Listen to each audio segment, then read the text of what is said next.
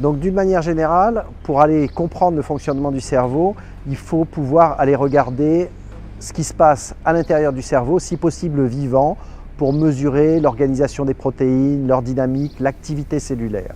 Ça, c'est des choses qui sont difficiles à faire dans un tissu cérébral parce qu'il est assez opaque.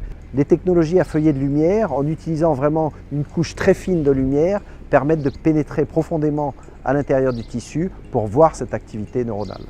Donc l'émergence initiale de ces technologies a eu lieu aux États-Unis, mais on a très vite compris que c'était une technologie extrêmement importante à importer, et donc grâce au Bordeaux Imaging Center, on a pu créer de nouvelles technologies à feuillet de lumière, grâce en particulier à cette technologie de SOSPIM, qui est vraiment une création, une innovation bordelaise. Dans la recherche en neurosciences, un des modèles utilisés est le cerveau de souris. On cherche à travailler sur le cerveau entier afin d'étudier les connexions entre les différentes zones du cerveau. Pour cela, une technique indispensable est l'imagerie par feuillet de lumière, car elle va nous permettre d'imager le cerveau dans son entier. Les images vont être générées sur une caméra.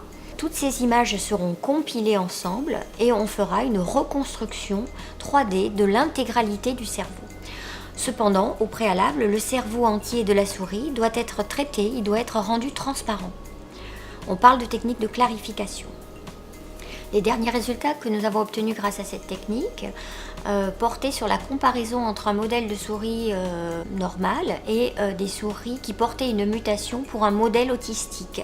Nous avons pu montrer grâce à l'imagerie par feuillet de lumière que dans le cas du modèle autistique, on perdait la connexion entre les deux hippocampes droite et gauche à l'intérieur du cerveau entier dans le modèle autistique. Donc j'ai développé un microscope à feuille de lumière de type lattice. C'est un microscope qui permet d'illuminer des échantillons de type cellulaire, de la taille d'une cellule, avec une feuille de lumière très fine, qui permet d'avoir une résolution spatiale extrêmement fine et une résolution temporelle très élevée. On peut de ce fait mesurer des activités physiologiques rapides au sein des cellules.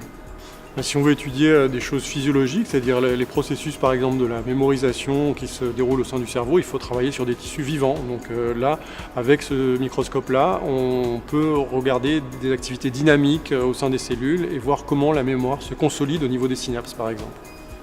Au début, on voulait pouvoir rendre accessible la technologie de feuilles de lumière au plus grand nombre et du coup de pouvoir équiper le maximum de microscopes qui sont utilisés normalement dans les laboratoires, en particulier pour imager en 3D et le vivant. Donc en fait, on a développé une solution qui utilise des porte-échantillons microstructurés qui possèdent des miroirs à 45 degrés. Et l'intérêt de ces micro-miroirs, c'est de permettre la création d'une feuille de lumière et de détecter le signal de fluorescence à travers le même objectif. D'où le nom SOSPIM pour Single Objective Selective Plane Illumination Microscopy. Donc ce SPIM offre plusieurs avantages. Un premier avantage, c'est qu'il est multi-échelle, c'est-à-dire qu'on peut imager aussi bien des gros échantillons que des petits échantillons au niveau de la cellule individuelle. Et aussi, il offre, ce qu'aucun système commercial ne permet aujourd'hui, la capacité d'imager en super résolution, donc avec des résolutions nanométriques en profondeur, à l'intérieur d'une cellule entière ou d'un petit agrégat de cellules. Aujourd'hui, ce SPIM, on est juste à la création du start-up qui sera hébergé juste ici au centre Broca Nouvelle-Aquitaine, au rez-de-chaussée dans les espaces start-up, avec l'équipe scientifique à l'étage et tout l'environnement de Neurocampus autour. Nous, notre idée, c'est de vendre quelques systèmes l'année prochaine déjà, et d'ici 5 ans, de vendre une centaine de systèmes en France et à l'international.